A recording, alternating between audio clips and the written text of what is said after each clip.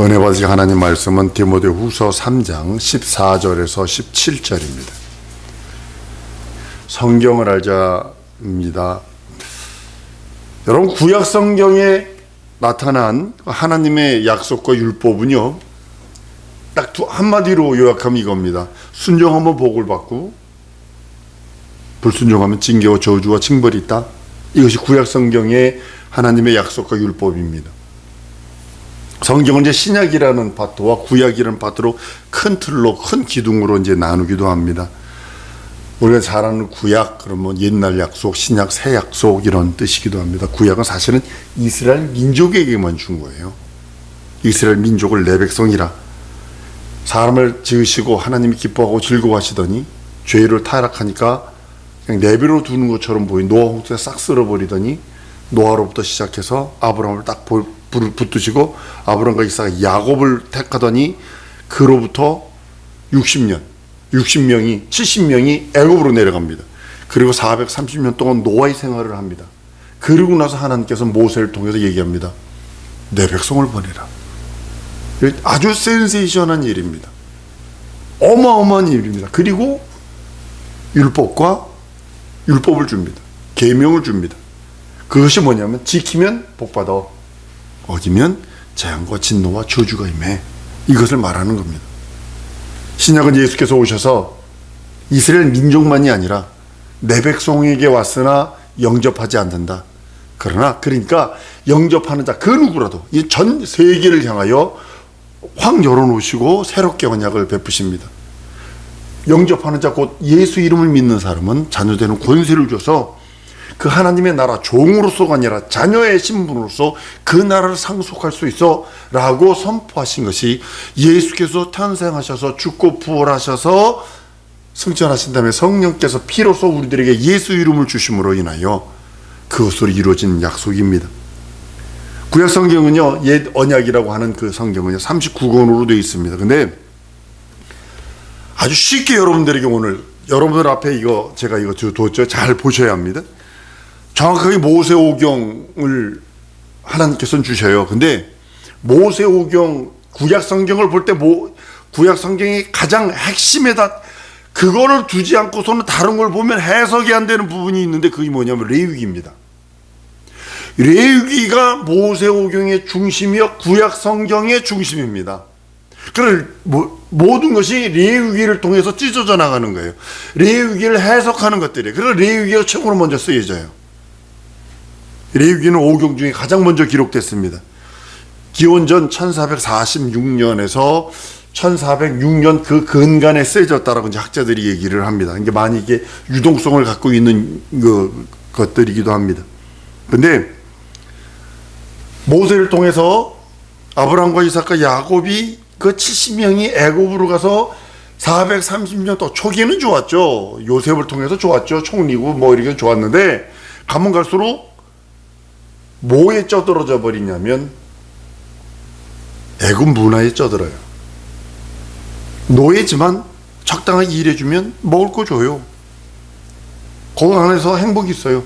예를 들면 이거죠. 우리가 일본에 속국이 됐는데 그 안에서 우리가 안 살았나요? 그 안에서 다 사는 거죠. 하다못해 미국에 흑인들 데려다가 노예 삼았는데 노예는 노예들끼리 안에서의 무슨 삶이 없었었나요? 삶이 있었다고요. 근데 주님께서는 뽑아내세요. 광야로 뽑아내셔서 40년 동안 한 게 뭔지 아십니까? 애굽의 때를 벗겨내는 겁니다. 애굽에 있던 그 때, 애굽에 있었던 그 세상 법들을 벗겨나는 일들을 합니다. 애굽에서 태어나서 애굽의 그 문화와 문명을 다 가지고 있던 사람들이 나왔는데 보니까 그들이 맨 처음에 한 게 원불교다라는 거죠. 원망하지, 불평불만하지, 교만하지, 의심해서 나 부추 먹고 싶어, 고기 먹고 싶어, 목말로 물론 그것이 광야니까 당연하게 있어야 하는 겁니다. 근데 하나님께서 뽑아내셨을 때에는 내 백성이라 하셨기 때문에 하나님이 책임진다는 그 말씀이 들어있는 거거든요. 뽑아내셨을 때 그 말씀이 그대로 한 것이 예수님이 무엇과 비유가 됐냐면 배를 타고 저 건너편으로 가자는 겁니다.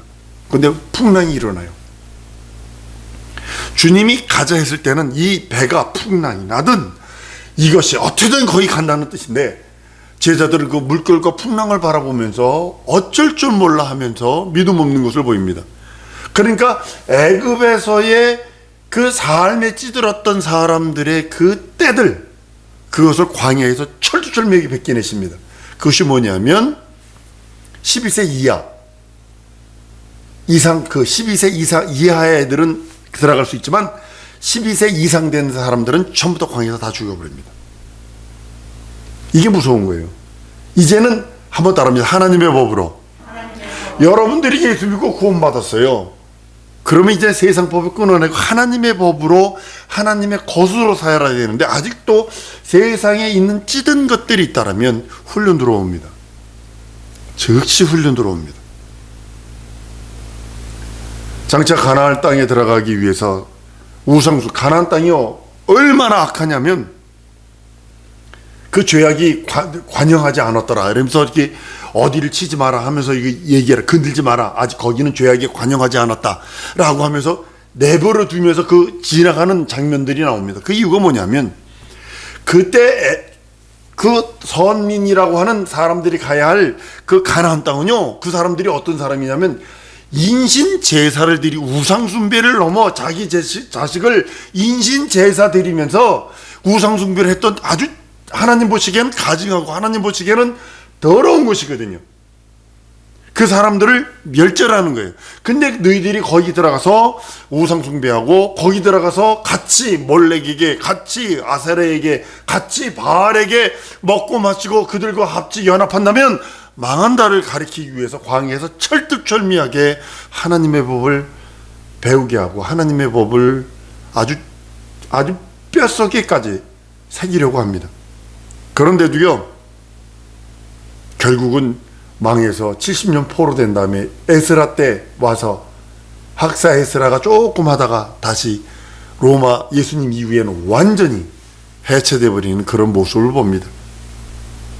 광야에서 한 200만이 넘는 그런 사람들이 살기 위해서 얼마나 강력한 법이 필요할까요?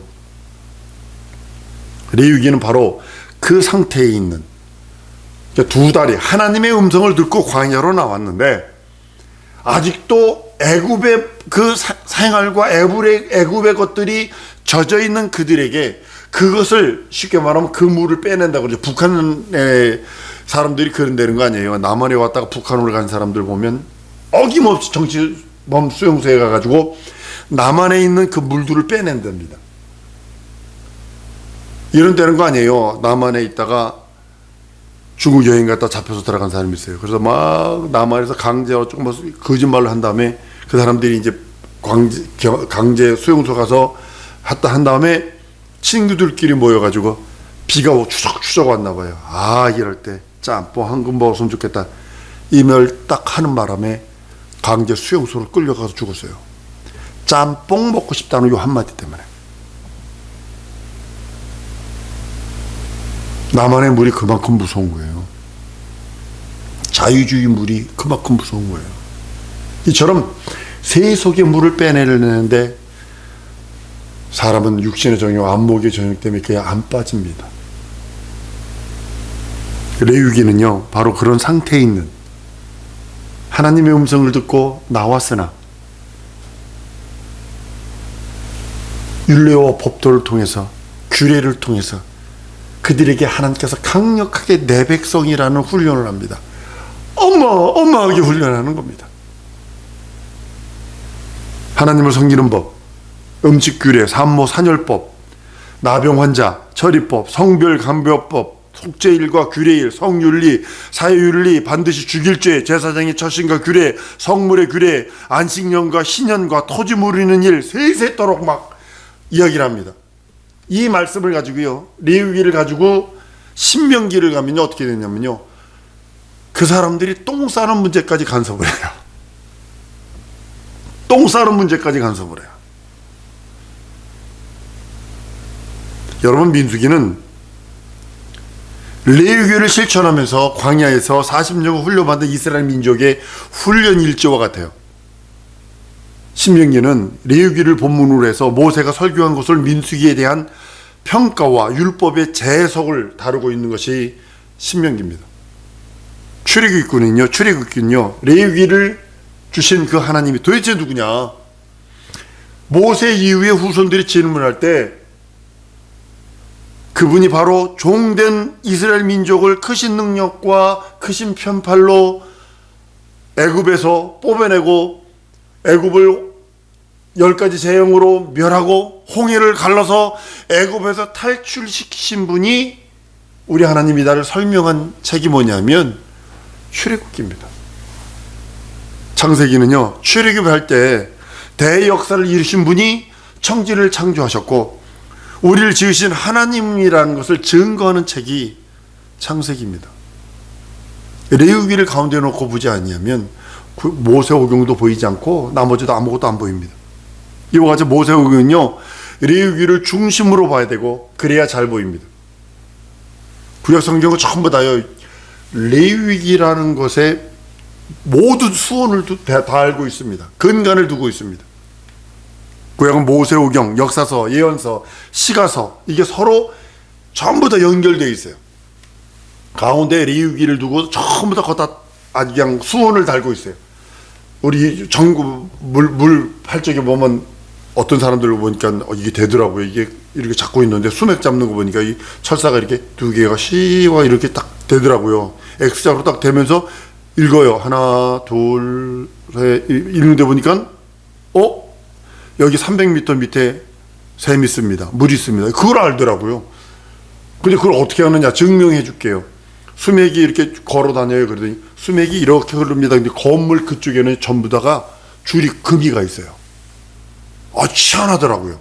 그러면서 수맥을 찾는 그건데, 마찬가지로 구약 성경 전체는 모세오경, 역사서, 예언서, 시가서 상관하지 말고 레위기를 딱 두고서 전부 다 걷다가 근거를 두고 있다는 사실을 아셔야 합니다. 레위기를 의식하지 않고 성경을 읽는다면 제대로 읽을 수 없고 알 수 없습니다. 레위기가 없다면요, 역사서가 해석이 안 됩니다. 예언서 또 역시 레위기를 두고서 성경을 봐야 합니다. 하나님이 왜 그렇게 이스라엘 민족에 진노하고, 하나님이 그렇게 선지자를 보내서 막 이스라엘 민족에게 대하여 막 그냥 그러는지에 대해서 제대로 알려면 레위기를 봐야 합니다. 레위기를 떠나서는 시가서에서 그 울려 펴진 그 아름다운 그 시들, 막 내용원의 배가들, 막 이런 것들을, 그 축복의 그 말씀들을 알 수 없습니다. 시와 찬미와 감사에 대해서 알 수 없습니다. 그 근거를 찾을 수 없어요. 여러분 역사서 보면 이 종이 한번 참조해 보세요. 역사서가 뭐냐면 여호수아, 사사기, 룻기, 사무엘상하, 열왕기상하, 역대상하, 에스라, 느헤미야, 에스더까지 12권입니다. 12권이 되어 있는데요, 이것은 단순한 일반 역사가 아니라 하나님과 계약 맺은 역사라는 거죠. 그래서 역사서를 읽을 때, 구약성경의 역사서를 읽을 때 하나님과 어떤 계약을 맺었느냐를 보려면 레위기를 통해서 바라봐야 되는 거예요. 레위기를 기록한 그 내용은 하나님과 계약을 맺었는데 얼마나 준행하며 살았는지를 기록하고 있는 것이 역사서거든요. 순종했을 때 언제나 번영을 해요. 아주 번영을 합니다. 국가가 막 그냥 난리가 납니다. 다윗 시대 보세요. 은을 길바닥에 돌멩이처럼 여길 정도로 흔하게 했다고 부릅니다. 다윗이 성전 건축 헌금을 하루에 1,000,000원씩 해서 2000년 동안 할 수 있는 돈을 다 준비해 놓고 가거든요. 솔로몬은 갖다 그냥 한 것뿐이 없고, 불순종했을 때 얼마나 재앙을 맞고 국난을 겪고 사람들이 팔려가고 험한 일을 당하는 것에 대한 기록이 있다는 거죠. 역사서에 있다는 거죠. 레위기의 말씀을 그대로 순종하며 살면 하나님께 복을 받고, 레위기의 언약을 지켜 살지 않으면 하나님의 약속하신 대로 저주와 재앙과 국난과 포로의 잡힘과 아주 험한 일을 당한다고 그것이 기록하고 있는 것이 역사서입니다. 하나님은 복도 명하셨고 하나님은 저주도 명하셨다는 사실 여러분 잊으시면 안 됩니다. 아니 나와 구하기는 상관없어. 예수만 믿으면 돼. 아니요. 잘못된 신앙입니다. 이것이 누구냐면 구원파입니다. 아주 절망입니다. 그 사람들. 두 번째는 시가서입니다. 욥기, 시편, 잠언, 전도, 아가서 5권입니다. 그러니까 지혜의 문서라고도 표현하는데요. 역사서 가운데서 하나님과 계약을 맺었는데 율법 가운데서 그 율법을 애쓰려고 한 사람들, 의인 이렇게 표현을 해요. 우리는 죄를 용서받아 믿음으로 의인된 사람이고, 구약 성경에 나오는 의인이라는 소리는 뭐냐면 죄가 없는 사람, 죄가 용서받은 사람이라는 뜻이 아니라 율법을 준행하려고 애쓴 사람, 이렇게 해석을 해야 합니다. 하나님의 은혜를 받고 성령의 감동, 감화 그걸 받아서 시와 찬미와 신령한 노래를 불러요. 그리고 하나님의 지혜를 얻어서 복을 받은 사람들이 쓴 것이 시가서입니다. 시가서에서 나온 그 내용들을 가만히 보면요, 하나님께서 이런 축복을 합니다. 이스라엘에게 율법 5권을, 율법서 5권을, 창출, 레위, 신명기 5권을 줍니다. 그랬더니 이스라엘 백성이 그걸 받고 그대로 순종하고 그대로 사니까 복받아서 내게 이런 은혜가 있습니다. 감동 감화하시기에 충만합니다. 하면서 그대로 순종해서 시가서 5권을 하나님께 올려드린 것입니다. 이스라엘은요, 시가서 5권을 통해서 무엇을 고백하느냐면, 이 율법대로 사니까 내가 이렇게 복받습니다. 내가 이 율법을 준행하려고 애쓰고 애썼더니 나에게 이런 복이 있네요 라고 고백한 그 고백을 하나님께 올려드린 것이 시가서들입니다. 하나님과의 계약을 어겼을 때, 율법을 지키지 않았을 때 하나님께서는요, 어기면서 누굴 보냈냐면 예언자를 보냅니다. 예언자를 파송을 해요. 여러분들, 이스라엘 백성에게 그 예언자가 많았다는 소리는 뭘까요? 계명을 잘 지켰다는 소리일까요? 어겼다는 소리일까요? 어겼으니까 선지자 보내는 거. 너 이러지 마. 이러면 매 맞아. 이러면 저주받아. 이러면 너 포로돼. 너 이러면 형벌이야. 선지자를 보내는 거예요. 하나님 사람들을 보내는 거예요.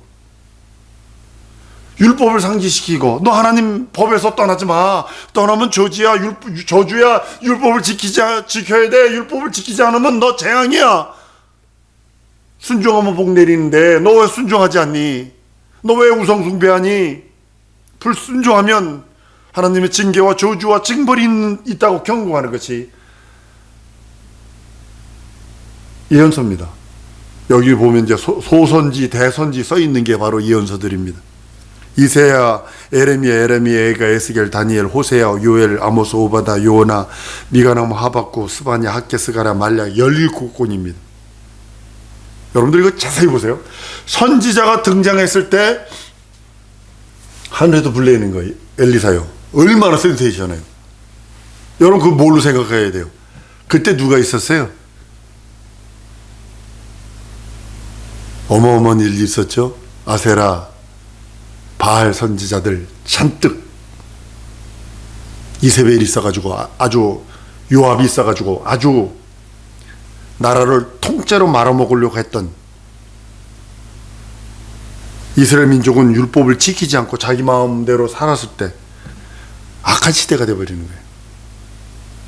하나님의 약속을 잘 지켜 행했다면 복을 받고 형통합니다. 선지자가 필요 없어요. 그런데 선지자가 나와 책망한 것은 하나님의 율법을 지키지 아니했기 때문에 하나님께서는 대언자를 보내는 거예요. 선지자는 칭찬하려고 온 거 아닙니다. 선지자 그러면 미래를 바라본 자, 선견자 이런 식으로 잘못하면 무당처럼 그렇게 생각할 수 있어요. 근데 그게 아니라 우상 숭배하며 타락한 이스라엘 민족을 책망하려고 하나님께서 보내신 메신저입니다.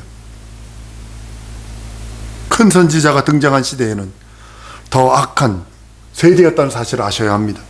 많은 선지자의 목소리를 높였던 시대 또한 악한 선지자 시대입니다. 우리 성경 읽다가 엘리야, 엘리사 시대를 보면, 에레미야나 이런 시대를 보면 큰 선지자가 나타나서 아주 그냥 큰 이적과 표적을 하니까 어머 나도 저런 능력이 있으면 좋겠다 하지만 사실 깊이 들어가 보면 뭔지 아세요? 얼마나 그 시대가 악하고 얼마나 그 시대가 하나님 보시기에 저주스럽고 그 시대가 사람들이 얼마나 우상 숭배했는지에 대해서 우리는 눈치를 채야 합니다. 시대 양령 이세벨이 있을 때, 아합 시대 때 하나님의 큰종 엘리야와 엘리사가 활동했던 그 까닭이 바로 그것입니다. 하늘에서 불을 내리면서까지 하나님은 살아계신다. 너희가 왜 이쪽 저쪽 어물쩡하게 둘 다 섬기려느냐? 그러지 말고 하나님을 섬기든지 바알 가세를 섬기든지 결단하라 하면서 하늘에서 불을 내려서 불을 내리는 자가 참 하나님이다 라고 하시면서까지도 자기의 하나님의 살아계심, 현존하심을 드러내시는 그 하나님, 지금 우리들의 모습은 어떨까 생각을 해봅니다. 여러분, 이스라엘에 도피성이 있어요. 도피성이 항상 가면 예루살렘 근동으로 6개의 도피성이 있습니다. 부지 중에 오사란 사람, 나무를 패는데 도끼자로 해서 나무를 하는데 도끼가 빠져나가서 6사람을 쳐서 죽이는 경우, 이건 고의로 죽인 거 아니잖아요. 내가 막 2층에서 이제 건물을 짓고 있는데 발로 툭 쳐가지고 돌멩이가 떨어져서 지나간 사람 머리 맞아 죽는데, 이건 부지로 한 거잖아요.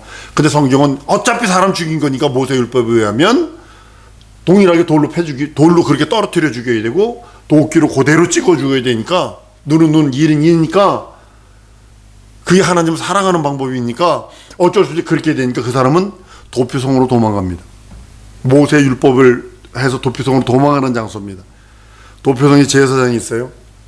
그 제사장은요, 도피성으로 도망온 사람을 절대적으로 보호해야 합니다. 그리고 그 사람을 잡아놓고 죽이려 오는 사람이 있을지라도 그 사람을 보호해줘야 합니다. 그리고 그 사람이 진짜로 부지 중에 죽인 건지, 고의로 도끼로 찍어 죽은 건지, 돌로 패 죽인 건지, 이거를 점검을 합니다. 그리고 이 사람이 고의로가 아니라 부지 중에 그런 것이다. 그러면 대제사장이 바뀔 때까지 그 성을 넘어가면 안 돼요. 성을 바깥으로 나가면 안 됩니다. 그 안에서 살 수 있어요. 그리고 대제사장이 죽으면 자기 본향으로 돌아갈 수 있다는 것이 법입니다. 대제사장에게 중요한 일이 여러분 뭐라고 생각을 하세요? 나 이거 말씀 준비하면서 한참 실성한 사람처럼 낄낄대고 웃었는데, 도피성 그러니까 이쪽으로 가면 어디서 오는 길, 이게 길 있잖아요. 큰 길 있잖아요.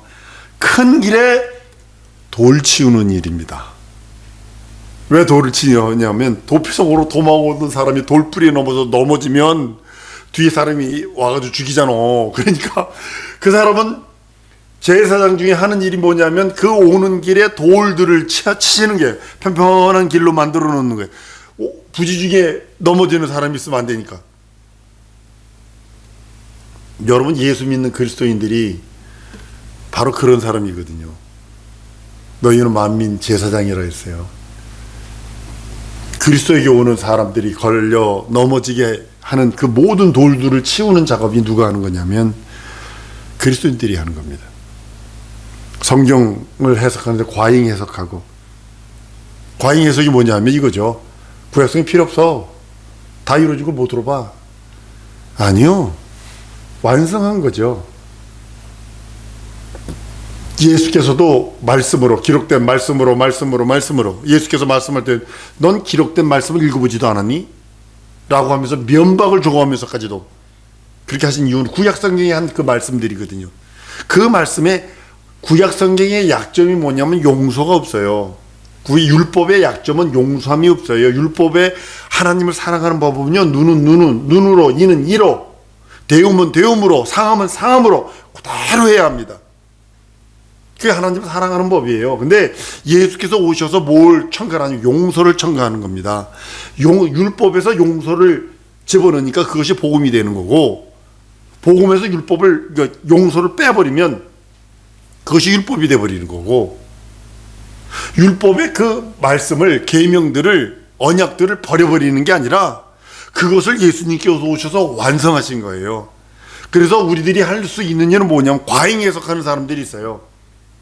11조 하지 마라. 11조는 율법이다. 누가 그래요? 11조 율법이라고. 난 합동층 목사 중에서 미국에서 유학하고 온 사람들이 그렇게 하는 소리 들었습니다. 이거는 성경을 너무 과잉하게 해석하는 겁니다. 율법이 있기 전 아브라함이 했어요. 율법이 있기 전 야곱이 형 에서의 그 칼날을 피해서 도망갈 적에 11조를 서원을 했어요. 이것은 율법이 아니에요. 신앙이 하나님께 돌아가는 표입니다. 그리고 확대 해석을 합니다. 유권 해석한다고 그러죠. 넓게 해석을 해버려요. 그게 이런 것이다. 이게 이런 것이다. 모호한 해석을 또 해요. 모호한 해석이 뭐냐면 여기 이렇게 보시면 돼요. 신유는 2000년 전에 끝났어. 왜 끝났느냐? 병은 그때 당시에는 의학이 발달되지 않았기 때문에 이것을 다 의사들에게 맡겼다. 지금은 아니거든요. 돌에 걸려 넘어지려고 하는 사람들을 바로 잡아줘야 되는 것이 바로 여러분들입니다. 왜냐하면 성경은 하나님의 말씀입니다. 변치 않습니다. 내가 아브라함의 복 받기를 원합니까? 그러면 아브라함의 믿음을 가졌어요. 그 믿음도 갖지 아니하면서 내가 아브라함의 복 주세요. 아브라함의 복 주세요. 아브라함의 복 주세요. 갈 바를 알지 못하고 주의 명령 따라 순종할 수 있는 믿음을 보이세요. 하나님께서는 우리들에게 감당할 사명을 주셨습니다. 그 사명을 이루기까지 하나님은 끝없이 훈련하실 것입니다. 나 사랑 성도 여러분, 하나님께서 여러분들에게 맡기시는 그 은혜들이 있어요. 볼 수 있는 눈이 있어요. 들을 수 있는 귀가 있고 깨달을 수 있는 능력이 있어요. 같은 사건을 놓고 보면 각각 다른 해석이 나올 수 있어요. 같은 나무를 가지고 사람들이 바라보는 관점들이 직업 따라 다 틀릴 거리요. 나 같은 경우는 어떻게 할까요? 그 나무 하나를 보고서 굵은 나무를 보면서 이빨 수시개 공장 사장은 이야 그거 쪼개가지고 이빨 수시개 만들면 많이 나오겠다 이러지 않을까요? 그러나 그 한옥의 그거 만드는 사람, 한옥을 만드는 사람은 이거 껍데기 싹 벗겨가지고 말려가지고 궁궐에 기둥만 넣으면 좋겠다 이렇게 하지 않을까요? 예술가 같은 사람들은요, 이거 깎아가지고 무슨 아주 아름다운 예술품 만들고 싶다 이렇게 눈이 달리 같은 나무인데, 마찬가지로 하나님께서 우리들에게 눈을 주셨는데 어떤 눈을 주셨느냐? 하나님의 말씀을 보면서 그 말씀을 해석할 수 있는 능력이 있다는 거죠. 진리 안에서, 말씀 안에서, 예수 안에서, 진리의 그 생명 안에서 하나님이 우리들에게 주신 돌 치우는 작업, 만민 제사장으로서 그 일을 감당하는 우리 성도들 되기 원합니다. 사랑하는 성도 여러분, 우리 기도하십시다. 하나님, 복음의 능력을 주셔서 이 복음을 온전하게 증거할 수 있도록 복음을 깨닫게 하시고 말씀을 깨닫게 하시고 예수 그리스도 안에서 내게 은혜와 은총을, 더 큰 은혜와 은총을 달라고 우리 다 같이 통성으로 기도하십니다.